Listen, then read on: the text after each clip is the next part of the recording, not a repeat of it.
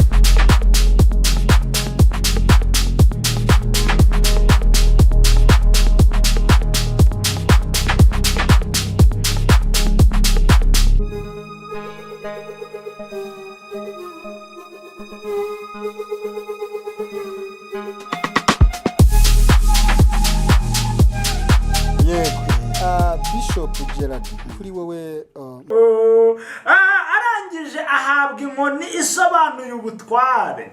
Inkoni ubundi ivuga ubutware. Ubwo byari bivuze ngo Bishop Gerard muri urugo uhawe ubutware ubwo ari bwo bwose. Ibyo ni ibisozi nta rukundo ntacyo nabandi cyo nta rukundo ntacyo nabandi cyo nta rukundo ntacyo wabura icyo nta rukundo ntacyo nabandi cyo nta rukundo ntacyo wabura icyo nta rukundo ntacyo nabandi cyo nta rukundo ntacyo wabura icyo. Muzo bita gucunda. Abasore bari inyuma yanjye sinzi nimba bazi ikintu bazi gucunda. Gucunda amata amacunda mwarayanyoye sinzi ko muyazi. Abatoya se bayabwirwa n'iki wangu. Ubundi nta mugabo wacundaga. Umugabo yarakamaga umugore agatereka. Burya bajya ngo amata agira gitereka. babyita kumuramiza amata mu kinyarwanda cyiza. Amwakirije amata ni umuco mwiza, ni umuco w'abanyarwanda. Ngira ngo ni umuntu udasanzwe ibyo ari byo byose kuko ni ubwa mbere ibi mbibonye kwa Pastor Mutesi kandi njya mbabwira ko tumaranye igihe. Ni ubwa mbere mbonye yakira umuntu gutya kamuha shokora kamuramiza amata bana natwe rero. Nkuko nababwiye rero ubu noneho tugiye aho tugiye kwicara murababona noneho basohotse mu nzu berekera aho tugiye gukomereza ikiganiro. Ngaho rero ngwino ubane natwe.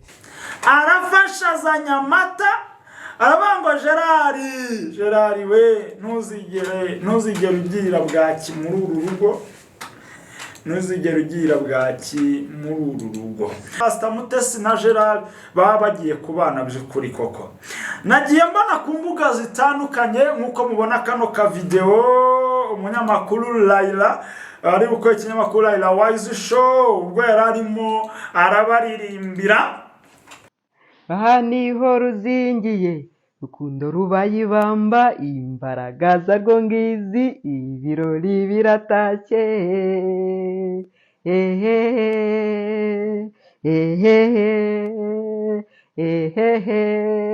ibirori biratashye.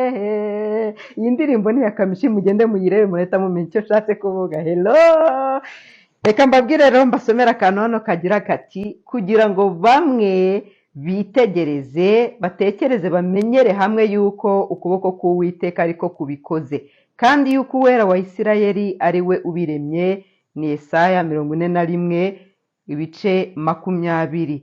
Hanyuma hasi yaho kagira hati dufatanyije n'imiryango yacu twebwe Pastor Mutesi Marie Aime P na icyifuzo ubona duteye agatebe tugafata mike tukaba dufite imbere yacu icyo twita agenda yo muri telefone, tuba tuje hano kaba kabaye. Rero utarakanda subscribe kandaho utubane umunsi ku munsi, ndabakunda cyane rwose, ni mpamvu mba ndaha nicaye hano mpababereye tureba bimwe na bimwe biri kuvugwa hanze hano muri gospel ndetse no mu bindi cyangwa mu zindi nkuru zose. Ntabwo mwari muherutse kumbona kuri kamera, mwumvaga ndimo ndakoresha abatumirwa ariko ndibonetse. Rero reka uno munsi inkuru tugiye kuvuga ni inkuru irimo iratrendinga cyane, ivugwa ko Bishop Gerard aho nakasa mutwe banange Bishop Gerard na Pastor Mutesi yuko ese koko baba bagiye kubana ese koko baba bagiye gukora mariage, ese koko baba bagiye kwisungana, dore ko Pastor Mutesi mu gihe gitoya gishize cyane aherutse gupfusha umukunzi wiwe wabaga muri Amerika. Ubwo twavuga ko yarayapfakaye batarabana, ariko akaba n'ubundi ari umudivorce. None Pastor Mutesi ntabwo abana n'umugabo, ndetse na Gerard bivugwa ko nawe ari umudivorce. Ese aba bapasteri cyangwa abashumba baba bagiye nyamara baba bagiye se kureba uko bigenza, kureba uko babikora, kuko hari nk'uko amaje kubona ino video muyireba kuri screen yanyu. Gerard yafashe umwanya ajya kwa Pastor Mutesi, yagiye gusa nk'usaba imbabazi ku bihe bari bamaze mu batameranyemo neza ukuntu. Pastor Bishop Gerard yatumaze iminsi turi mu nkuru ze tubona uburyo arimo araserera na Pastor Claude umuyobozi cyangwa umuvugizi w'Ikaze TV Rwanda. Yego, nimba nibeshye ariko n'Ikaze TV Rwanda. Yego, Bishop Gerard rero yagiye aterana amagambo menshi na Pastor Claude. Nyuma rero yuko amaje guterana amagambo menshi na Pastor Claude, ngubu yafashe afata umwanya ajya kwa Pastor Mutesi. Ajya kwa Pastor Mutesi amusanga iwe, agiye kumusaba imbabazi. Aramubwira ngo mubyeyi, nje gusaba imbabazi. Ariko akantu kabereyemo ni hatari. Haje kwambikwamo ingofero. Gerard yambikwa ingofero, bigaragare ko ari ibintu bari barateguye. Ingofero ubundi bisobanuye uburinzi cyangwa protection. Bivuze ngo Gerard, muri uru rugo rwa Pastor Mutesi nta cyagutera imana. Arangije ahabwa inkoni isobanuye ubutware. Inkoni ubundi ivuga ubutware. Ubwo byari bivuze ngo Bishop Gerard muri uru rugo uhawe ubutware ubwo ari bwo bwose. Ibyo ni ibisobanuro byacu bwite. Ubundi nakuze mbona abari n'abategarugori aribo bajya gufata igisabo bakajya mu byo bita gucunda. Abasore bari inyuma yanjye sinzi nimba bazi ikintu bazi gucunda. Gucunda amacunda mwarayanyoye? Sinzi ko muyazi. Abatoya se bayabwirwa n'iki wangu? Ubundi nta mugabo wacundaga. Umugabo yarakamaga, umugore agatereka. Burya bajya ngo amata agira gitereka. Agira gitereka. Amata rero yaterekagwa n'umwari, umukobwa mu rugo, cyangwa se umubyeyi mu rugo. Yego. Ariko yamara kuvura, amaje kuyatereka, amaje kuvura, bakaza bakajya aho bacundiraga, nabonaga bagira ahantu akumba bagasasa umukeka, bari bafite ingata y'inoza y'igisabo, ndi mukuru bagacunda, bamara gucunda bagakuramo amavuta, amavuta bagahita bayashyira ahantu, naho nafata agakoma gutyo ukuntu bakayashyiramo, ubundi bakayabika ahantu kagira iminsi runaka. Rero Pastor Mutesi muri aka kavideo murimo murabona abura ari kugira ute, mumbwire yemwe, arafasha za Nyamata, arabango Gerard we ntuzigere ugira bwaki muri uru rugo, ntuzigere ugira bwaki muri uru rugo.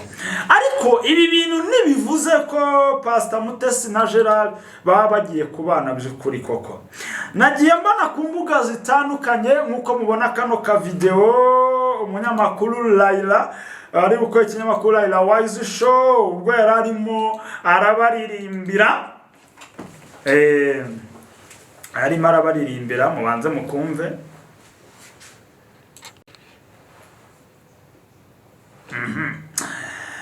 Ariko asoma kantu ngo hamwe n'imiryango yacu murakabonye.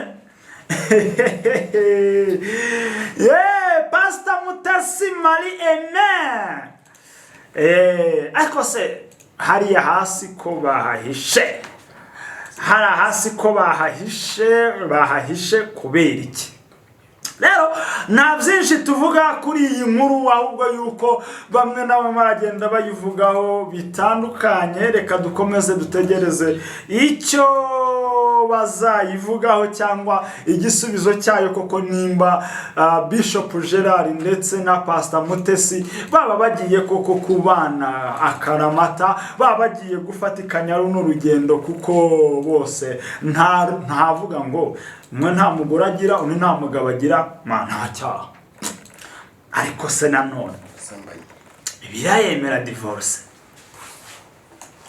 kari abashumba undi akaba bishop. Bibiliya kivuga ngo nusenda umugore uzirinde gushaka undi, kuko numushaka muzamubaye. Nanjye ntacyo nongeyeho, ntacyo mvuze. Ariko nanone muri iyi si bakavuga ati ariko se aho kugira ngo ujye ukatakata ukuntu, nta kuntu wavuga ati reka mbirangirize rimwe n'ubundi. Ubwo rero ntabwo nzi ko ari byo Pastor Mutesi ndetse na Bishop Gerard baba bagiye gukora, kandi niyo babikora ntacyo bizaba bitwaye habe na gake, babyumvikanyeho, kuko nta mwana ubarimo, nta n'uwaba ufashe undi ku ngufu, oya nta n'umwe. Bose barakuze, bibwirane, bamenyane. Abakuze tumenyane. Rero wowe warudukurikiye ku Muvugizi TV Rwanda, nagira ngo ukomeze ukande subscribe wowe utarayikora. Hari abantu bavuga ngo ari umuntu mvuga ngo managwaye subscribe nyinshi, aho ngaho uba wagiye ukanda oya kanda warimwe, ubundi ukande like, comment yawe irakenewe. Ariko ikirushijeho ushayaringe, uhereze abandi, ubundi tujya tubana umuziki umunsi. Ni njyewe Bobo, ndabakunda cyane. Hano ni ku Muvugizi TV Rwanda.